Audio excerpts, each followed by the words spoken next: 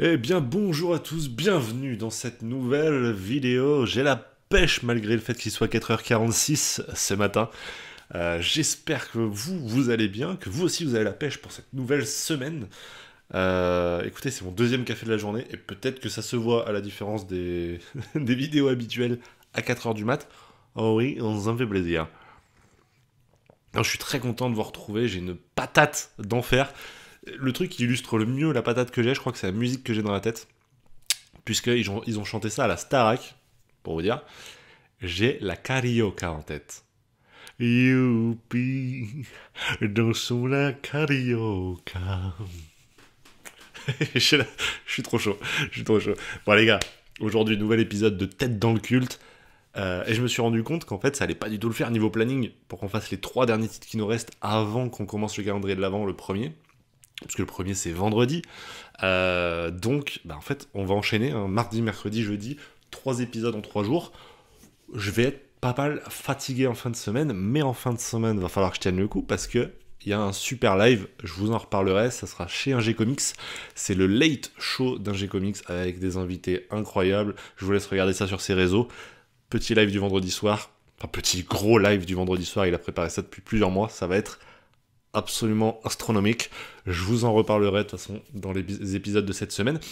En attendant, nous on est là pour Tête dans le culte, alors générique.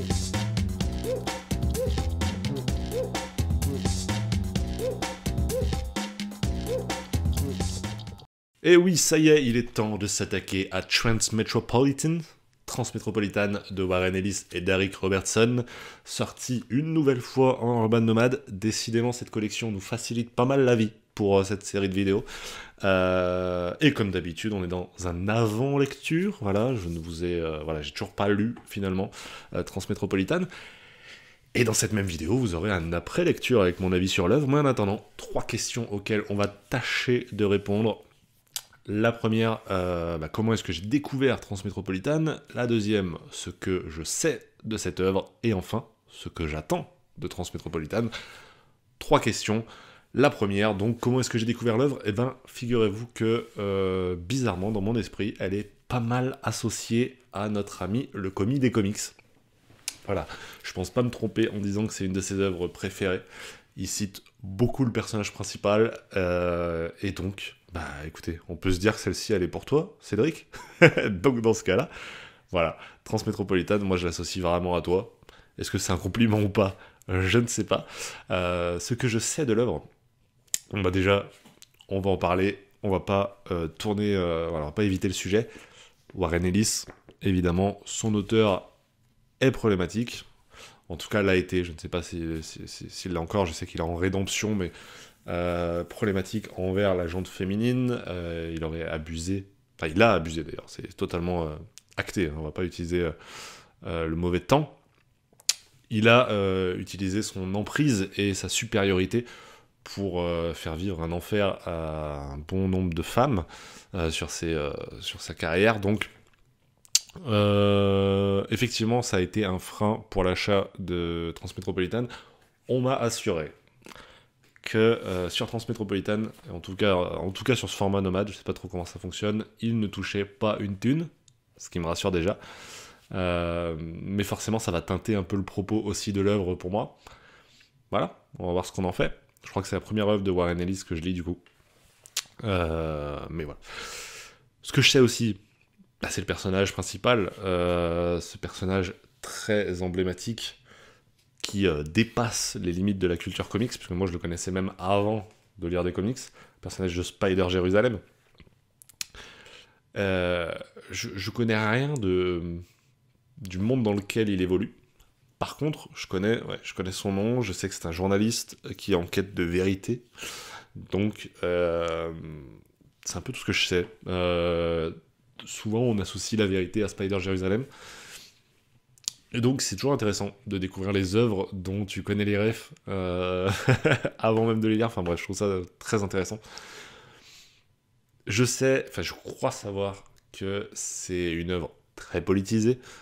euh, et que Spider Jérusalem est là notamment pour faire tomber les puissants. Donc, voilà ce que je sais de l'œuvre. Bref, qu'est-ce que j'en attend de l'œuvre.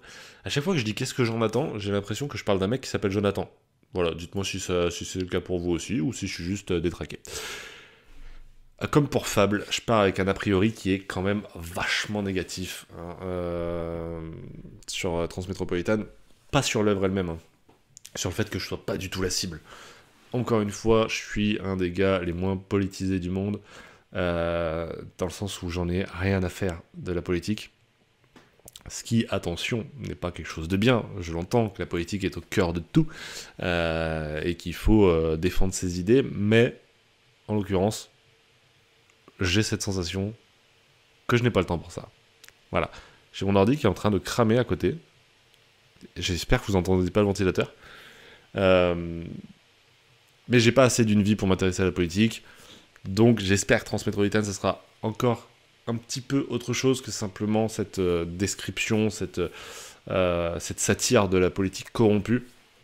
Mais j'espère y trouver autre chose. Je pense que son statut culte, elle le doit à autre chose que ça. J'espère. Et puis il y a les dessins de Darick Robertson, que je connais pour le coup, ce monsieur, puisque j'ai lu une partie de The Boys. Donc forcément, les dessins de Darick Robertson, j'y suis familier. Et c'est moche. Ah là, j'en ai tilté quelques-uns. Non, c'est moche dans le sens positif du terme. S'il y a un sens positif au mot moche. Mais c'est pour moi un de ceux qui dessinent le mieux le moche, le laid, le répugnant. J'aime beaucoup son dessin là-dessus parce que il joint le fond à la forme, en tout cas dans The Boys. Donc là, a priori, avec ce qu'on décrit, ça devrait matcher aussi. Donc assez hâte aussi des dessins de Darick Robertson. Et finalement, c'est une des premières fois où, dans cette série de vidéos-là, dans les 7, je rencontre un dessinateur que je connais déjà. Donc, il n'y aura déjà pas cette surprise-là. Donc j'attends beaucoup de la symbiose entre le fond et la forme, entre la narration et le dessin. Donc ça, on le saura dans quelques secondes pour vous. Pour moi, le temps de lire ça et puis de revenir vers vous pour l'après-lecture. C'est tout de suite.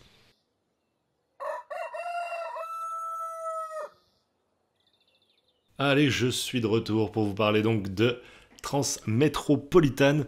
Oui, vous l'avez peut-être vu, il est un peu plus tard, effectivement, je tourne ça à 20h22 le 27 novembre, effectivement, puisque le setup est tout installé pour un podcast, voilà, si jamais, un podcast qui s'appelle Brasserie Geek, avec un ou une invitée, voilà, et ça sera dispo normalement en fin de semaine sur toutes les plateformes. Bref, ça, j'y reviendrai de toute manière au cours de la semaine. Vous n'avez pas fini de me voir.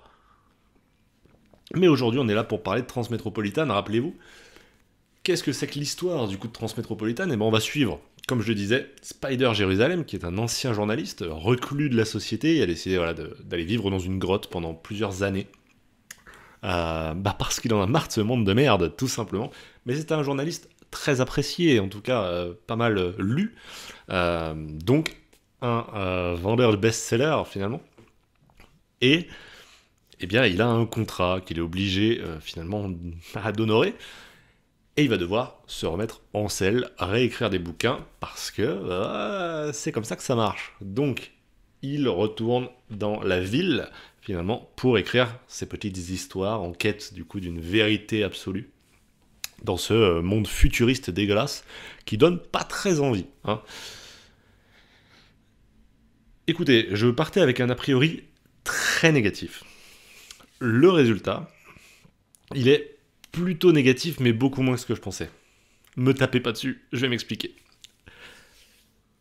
Je m'attendais à pas aimer du tout. Et j'ai aimé à 50%. J'ai aimé la forme, et pas le fond. J'ai aimé la forme parce que, effectivement, c'est dégueulasse, c'est de l'humour beauf sur un monde futuriste. Ça m'a beaucoup fait penser à Futurama sur certains délires. La seule limite, c'est l'imagination, tu vois, de Warren Ellis. T'as des machines domestiques qui se droguent, t'as des chats à 3 têtes, t'as des mecs qui se téléchargent dans une sorte de cloud pour plus vivre sur Terre, etc. Vraiment, ça part très loin. Et ça, j'ai kiffé, parce que du coup, t'as un côté jouissif, jubilatoire. Et c'est très agréable à lire. Honnêtement, ça se lit très bien. Mais en réalité, c'est pas là que se trouve, j'imagine en tout cas, le point central du récit. C'est sur le fond. Le fond, donc, qui est une critique de notre société moderne via un monde futuriste. Mais j'ai pas trouvé le propos sensationnel dans ce tome 1. Il y a plein de critiques sur plein de choses, mais c'est pas des mondes qui me touchent. Tu vois, franchement, il y a des moments où vraiment j'en avais rien à foutre, quoi. Que ça soit le côté, justement, hébergement dans le cloud, où on se télécharge, etc. Évidemment, ça critique d'autres choses, mais ça m'a pas transcendé. En parlant de transcender, le transhumanisme, qui est évoqué aussi avec ces personnes qui veulent être à moitié aliens, à moitié humaines, etc., qui revendiquent des nouveaux droits. C'est un truc qu'on connaît dans notre société moderne. Des gens qui ont besoin de nouveaux droits parce que finalement la société évolue et qui se reconnaissent pas dans les schémas qu'on a tout simplement, dans une société qui date de plusieurs millénaires. Mais je crois juste que je suis pas la cible, ça m'intéresse pas, quoi. C'est horrible hein, de dire ça, mais franchement, il y a des thèmes qui m'intéressent, notamment la pollution. Il y a beaucoup la pollution visuelle qui est évoquée ici, mais j'avoue que je comprends totalement qu'on puisse adhérer. C'est-à-dire que si on est un petit peu engagé, ou même sans ça, juste qu'on aime ce genre de propos un peu, je comprends totalement qu'on accroche au récit. Je comprends même que ça soit devenu culte. Et c'est rare quand je sens à ce point que je suis pas la cible et que du coup je passe totalement à côté, quoi. Je sens, je vois toutes les qualités, mais je peux pas les ressentir. Je peux pas les ressentir en tant que qualité parce que ouais, je glisse dessus, quoi. Je m'en fous assez méchamment. Encore une fois, très agréable à lire, tu vois, d'un côté la blague potache, quoi. Mais le truc en plus, je l'ai pas. Et ça me déçoit un petit peu. Enfin, ça me déçoit pas, puisque je m'y attendais en vrai. Mais je me suis dit, on n'est pas à l'abri d'une belle surprise quand même. Voilà. En tout cas, j'ai hâte d'avoir votre avis sur Transmétropolitane. Dites-moi ce qui vous plaît dans cette œuvre. Pourquoi est-ce que vous vouliez que je la lise autant? Ça m'intéresse vraiment. Je sais pas si je partirai sur la suite. En tout cas, peut-être pas tout de suite. Mais j'ai hâte qu'on en parle tous ensemble. Voilà, très clairement. J'espère que j'espère que cette vidéo vous aura plu. On se retrouve donc demain pour une nouvelle vidéo, vous l'avez compris, hein, pour terminer cette semaine thématique, on va enchaîner 3 vidéos sur 3 jours.